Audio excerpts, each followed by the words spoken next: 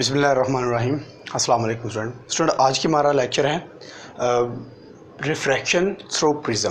Prism से हमने refraction करवाना है। सबसे पहले बात देखते हैं कि रिफ्रैक्शन होता क्या है। रिफ्रैक्शन का आपको ऑलरेडी पता है। रिफ्रैक्शन ऐसा प्रोसेस होता है जिसके अंदर लाइट एक मीडियम से दूसरे मीडियम में एंटर होती है, लेकिन वो किसी एंगल पर बेंड हो जाती है। ठीक है, वो रिफ्रैक्शन। प्रिज्म क्या होता है? स्टूडेंट, प्रिज्म एक हमारे पास ट्रायंगुलर शेप होती है। इस तरह से हमारे पास ट्रायंगुलर शेप होती है और ये एक ग्लास की बनी होती है।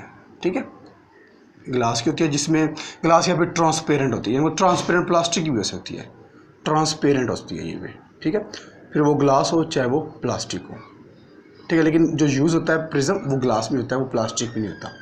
तो ये ट्रांसपेरेंट होता है। अच्छा स्टूडेंट, ये ट्रायंगुलर शेप होती है। अब इसके अंदर से हमने रिफ्रैक्शन का प्रोसेस देखना है। स्टूडेंट, सपोज करते हैं कि हमारे पास एक ये है, मैं एक शेप बना लेता हूँ। प्रिज्म है मेरे पास और वो प्रिज्म है दिस वन। ये वो प्रिज्म है। ठीक है, ये अब इसमें से हमने रिफ्रैक्शन करवानी है। हमने इसमें से लाइट को पास करवाना है। मैं इसको ना बड़ा बना लेता हूँ ताकि मज़ीद इसको क्लियरली हम देख सकें। तो ये हमारे पास है वो, ये अब ठीक रहेगा, ये ठीक रहेगा। अब ये हमारे पास एक प्रिज्म है। तो स्टूडेंट, यहाँ से एक लाइट रे आती है, दिस वन। ये एक लाइट रे आ गई। ठीक हो गया। अब ये हमारे पास दो तरह के मीडियम है। एक है ये प्रिज्म वाला मीडियम, दूसरा ये एयर वाला मीडियम। मतलब एक हमारे पास है रेयर मीडियम और दूसरा ये वाला हमारे पास है डेंसर मीडियम। ठीक हो गया, डेंसर मीडियम। क्लियर होगा? दो मीडियम हमारे पास। ये लाइट रे आती है और ये हमारे पास है इंसिडेंट रे, इनकी आई। क्लियर? अब यहाँ पर हम एक नॉर्मल बनाएंगे और जो नॉर्मल होगा वो इस वाली साइड पर, जो साइड है, मैं इसको नाम कोई भी देता हूँ। ये नाम मैं देता हूँ इसको ए बी। ये ए बी मेरे पास साइड है और ये सी है। ठीक है, तीन साइड है हमारे पास। अब जो नॉर्मल है वो ए बी साइड पर एक नॉर्मल हम ड्रॉ करते हैं। वो कुछ इस तरह से हमारे पास होगा। इस पर जो नॉर्मल होगा वो होगा हमारे पास दिस वन।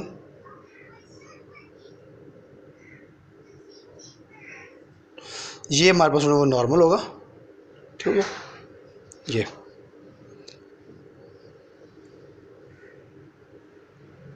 ये वो नॉर्मल। ठीक है, जो हमने ड्रॉ कर लिया। स्टूडेंट, अब क्या होगा कि जब लाइट रे दूसरे मीडियम में एंटर होगी तो बेंड हो जाएगी। अब वो बेंड होगी हमारी। अब इसने एक्चुअल में इसने क्या था, इसने सीधा जाना था इस तरह। ठीक है, एक्चुअल में ये सीधा जाना था, लेकिन ये रिफ्रैक्शन का प्रोसेस होगा क्योंकि मीडियम चेंज हो रहा है, तो ये हो जाएगी बेंड कुछ इस तरह। ठीक है, अपने रास्ते से भटक जाएगी, बेंड हो जाएगी। अब इस पॉइंट को हम कह देते हैं, ये वाला पॉइंट जो है, ये पॉइंट है हमारे पास ये वाला, जहाँ पर ये एंगल बन रहा है। ठीक हो गया। तो फ्रेंड्स, ये हमारे पास होगा एंगल आई, जो कि नॉर्मल के साथ होगा दिस वन। ये हमारे पास होगा इंसिडेंट एंगल। ठीक हो गया। और ये वाला हमारे पास होगा नॉर्मल के साथ जो बनेगा, ये होगा रिफ्रैक्टेड एंगल। क्लियर? अच्छा स्टूडेंट, उसके बाद क्या होगा कि लाइट मज़ीद आगे बढ़ती जाएगी, आगे बढ़ेगी, दूसरी साइड पर जाएगी। अब क्या होगा कि पहले वाले केस में क्या था कि लाइट जो है वो एंटर हो रही है रेयर मीडियम से डेंसर मीडियम। ठीक है, पहले वाले केस में। और जो दूसरा वाला पार्ट है उसमें लाइट जो है वो एंटर हो रही है denser medium to rare medium. ठीक हो गया ना? क्लियर बात? पहले एयर से प्रिज्म में गई, मतलब रेयर से डेंसर में गई। अब प्रिज्म से एयर में जा रही है, मतलब डेंसर से रेयर में जा रही है। अब दो तरह के हैं। तो स्टूडेंट, इस वाले केस में जो हमारा नॉर्मल होगा वो हम ड्रा कर लेते हैं। तो इस पर जो हमारा नॉर्मल होगा वो ये होगा कुछ इस तरह से।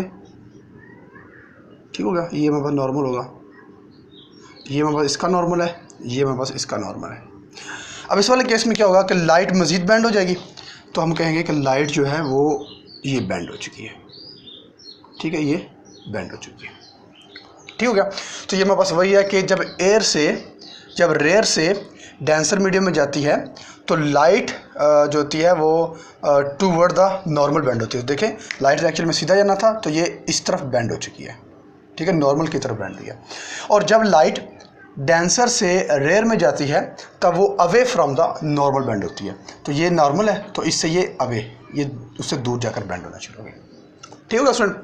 तो स्टूडेंट इसको हम नाम दे देते हैं। अब एक और चीज़ देखें, जो ये वाली रे है रिफ्रैक्टेड रे, इसको मैं आर का नाम देता हूँ। रिफ्रैक्टेड रे को अगर मैं एक्सटेंड करूँ तो ये हमारे पास कुछ इस तरह से आएगी। ठीक हो गया। अब जो ये वाली रे है ये है इंसिडेंट रे और ये है रिफ्रैक्टेड रे। इन दोनों का एंगल आपस में बन रहा है ये, इसको नाम दिया हुआ है डी का, कि हमारे पास ये डी एंगल बन रहा है। अब डिफरेंट नेम्स हैं अकॉर्डिंग टू बुक, नहीं ये तो मैं ऐसे ही नाम दे रहा हूँ। ये हमारे पास है ए बी सी डी ई, इसको मैं नाम देता हूँ एफ का, इस वाले पॉइंट को जहाँ पर ये रिफ्रैक्टेड रे का एंगल बन रहा है। तो ये रिफ्रैक्टेड रे का एंगल दिस वन होगा, नॉर्मल से हम एंगल लेते हैं आर। ठीक हो गया स्टूडेंट। ये होगी रिफ्रैक्टेड रे, रिफ्रैक्टेड रे, और ये वाली होगी इंसिडेंट रे। ठीक हो गया स्टूडेंट। अब देखें कि जो रिफ्रैक्टेड रे है वो इंसिडेंट रे के पैरेलल नहीं है और ना इसकी डायरेक्शन में है, बल्कि इंसिडेंट रे का जो पाथ था ये जो आपको नज़र आ रहा है दिस वन, इसको मैं नाम देता हूँ कोई भी A B C D F, इसको जी एच का नाम देते हैं, ये एच है। ठीक है, और इसको मैं नाम देता हूँ जे का, ये जो रिफ्रैक्टेड रे है। ठीक है, अब इंसिडेंट रे कौन सी है एच और रिफ्रैक्टेड रे कौन सी है जे। अब देखिए दोनों एक दूसरे के ना ही पैरेलल हैं ना ही एंटी पैरेलल हैं, बल्कि ये कुछ ना कुछ एंगल बना रही है। वो आप देख सकते हैं यहाँ पर, ये दोनों एंगल मिलकर बना रही है, एच और जे का जो एंगल बन रहा है वो बन रहा है डी। मतलब ये है कि जो रिफ्रैक्टेड रे है वो किसी एंगल पर बेंड हुई है, वो किसी एंगल पर अपना रास्ता भटक चुकी है इंसिडेंट रे से। ठीक है, इंसिडेंट रे अगर सपोज ये 0 डिग्री पर जा रही है तो जो रिफ्रैक्टेड रे है हो सकता है वो 10 डिग्री पर, 20 डिग्री पर, 50 डिग्री पर वो उससे बेंड हो चुकी है, अपने रास्ते से हट चुकी है। फॉर एग्जांपल इसका हम छोटी सी एग्जांपल ले लेते हैं कि ये एक गाड़ी मूव कर रही है। ठीक हो गया।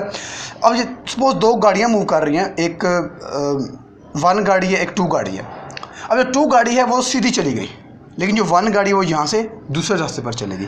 तो जितना इन दोनों का आपस में एंगल बन रहा है वो हमारे पास होगा डी, ये वाला, और इस एंगल को हम कहेंगे एंगल ऑफ डेविएशन।